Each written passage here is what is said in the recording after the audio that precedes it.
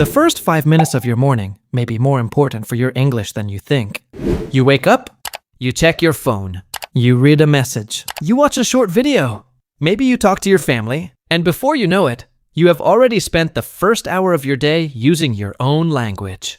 Now imagine doing something different tomorrow. Imagine waking up and speaking English before you speak anything else. Not for 1 hour, not for 30 minutes, just 5 minutes. It sounds too simple, but that is exactly why most people never try it. Today, I want to show you a simple 5-minute morning habit that can help you practice English every day. And you don't need a book. Let's begin. Minute 1. Talk about what you see. The first minute is very easy. When you wake up, look around you. Then describe what you see in English. For example, I am in my room. My bed is next to the window. My phone is on the table. The room is quiet. The sun is coming through the window. That's it. You are not trying to sound like a native speaker. You are simply teaching your brain. I can use English to talk about my real life.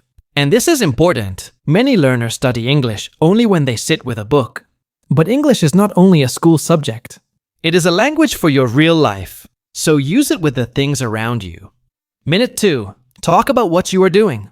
Now get out of bed and start describing your actions. Say, I am getting out of bed. I am going to the bathroom. I am brushing my teeth. I am washing my face. I am getting dressed. Notice something. You are not memorizing these sentences. You are using them while you are actually doing the actions. This makes the practice more natural. Maybe you are making breakfast and you don't know the English word for something. Don't stop. Use a simple sentence. I don't know the name of this. Then later, learn the word. The goal is not perfect English. The goal is to keep your English moving. Minute 3. Talk about your day. Now imagine your day ahead. Ask yourself, what am I going to do today? Then answer in English.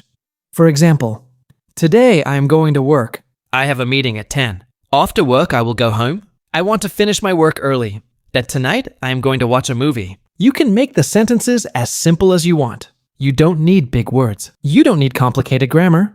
Minute 4. Ask yourself questions. Now comes the most powerful part. Start asking yourself questions.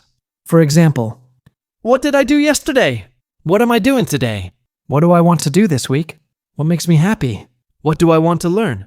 What is one thing I need to finish today? Then answer each question in English. Minute 5. Tell yourself a tiny story. Now use the final minute to tell a very small story. It can be about yesterday. It can be about your family. It can be about something that happened at work or school. For example, yesterday I went to the market. I wanted to buy some fruit. I saw an old friend there. We talked for a few minutes. Then I went home.